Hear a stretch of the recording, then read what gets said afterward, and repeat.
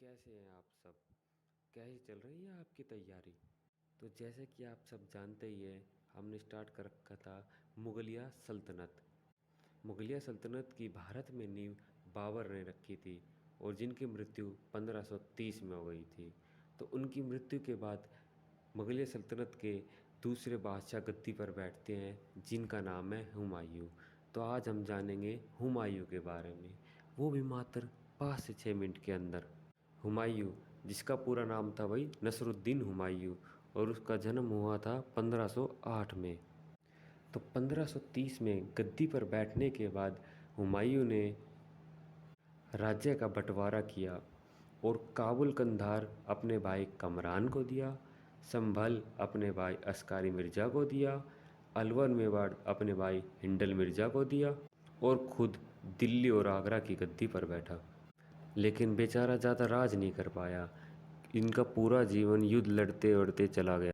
तो गद्दी पर बैठने के 1 साल बाद ही इनका सामना हुआ मोहम्मद लोदी के साथ। जैसे कि मोहम्मद लोदी पहले 1529 में घग्गर के युद्ध में बाबर से हार चुके थे, तो बाबर की मृत्यु के बाद उनके बेटे के साथ ये फिर से लड़ने आ गए 1531 में, जिसको हम बोलते हैं देवरा का युद्ध, जो मुग़ल और अफ़गानों के बीच में दूसरा युद्ध था।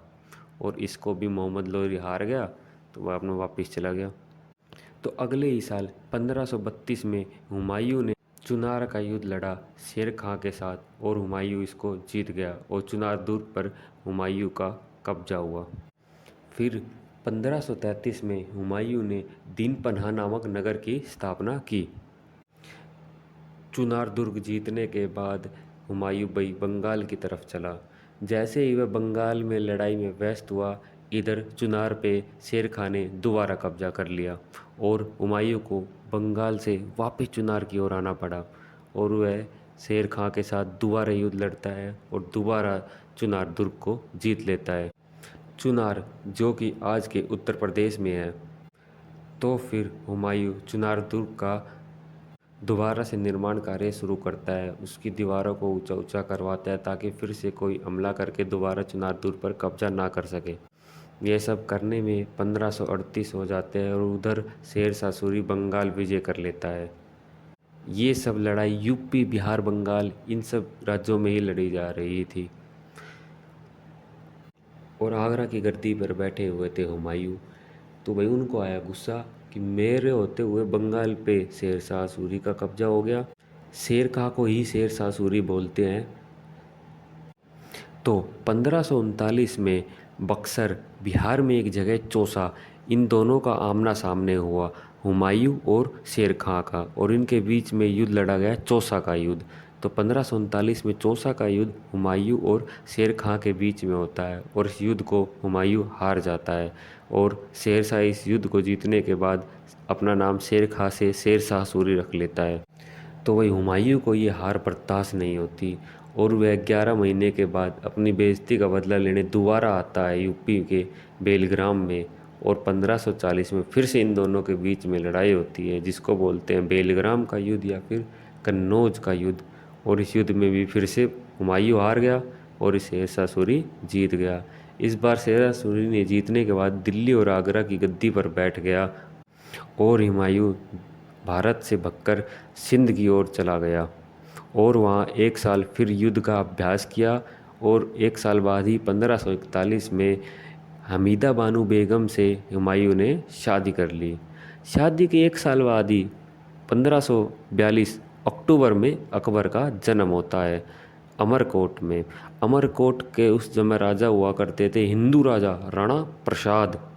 तो अकबर के जन्म के बाद अपनी वाइफ हमीदा बानो बेगम और अकबर को अमरकोट में ही छोड़कर हुमायूं ईरान की तरफ चला जाता है और वहाँ के शासक से मदद मांगता है। तो वहाँ का शासक मदद के रूप में कुछ हथियार और कुछ सैनिक हुमायूं को दे देते हैं। वो सैनिक मिलने के बाद हुमायूं सबसे पहले अपने भाइयों से बदला लेता है, क्योंकि बुरे वक्त में भाइयों ने साथ नहीं दिया तो वह जाके सबसे पहले कमरान को हराता है, फिर मिर्ज़ा को हराता है और उनके सैनिक भी हुमायूं के साथ आ जाते हैं। इस तरह हुमायूं की सेना फिर से बड़ी हो जाती है। इधर हुमायूं की सेना बढ़ती जा रही थी और उधर दिल्ली में 1545 में शेर शाह सूरी की मृत्यु हो जाती है और दिल्ली की गद्दी पर उसका लड़का बैठता है इस्लाम शाह सूरी, जो कि इतना कुशल नहीं था जितना कि शेर शाह सूरी था। और ऐसे ही समय बीतता जाता है और 1555 तक दिल्ली की गद्दी पर आ जाता है सिकंदर सूरी। जैसे कि धीरे धीरे दिल्ली के शासक कमज़ोर होते जा रहे थे और हुमायूं की सेना बढ़ती जा रही थी। इस बात का फ़ायदा उठा के हुमायूं 1555 में फिर से भारत में आता है और सरहिंद का युद्ध लड़ता है। किसके साथ? सिकंदर सूरी के साथ। तो सिकंदर सूरी के साथ सरहिंद का युद्ध 1555 में हुमायूं लड़ता है और जीत जाता है और फिर से दिल्ली की गद्दी पर बैठ जाता है। इस तरह 1955 में दोबारा भारत में मुगलिया सल्तनत का शासन कायम हो जाता है। गद्दी पे बैठने के बाद वह ज़्यादा लंबे समय तक शासन नहीं कर पाता, क्योंकि एक साल बाद ही नई साल पर 1 जनवरी 1956 को हुमायूं की दिन पनाह भवन की पुस्तकालयों की सीढ़ियों से गिरकर मृत्यु हो जाती है, जो कि दिल्ली में था।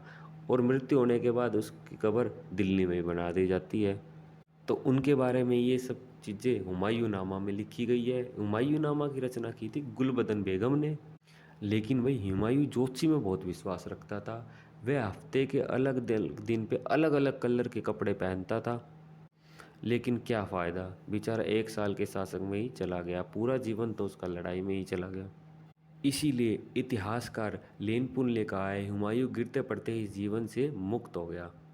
तो ये 26 साल का कार्यकाल था हुमायूं का, जिसमें से 15 साल तो उसे भारत के बाहर ही बिताने पड़े।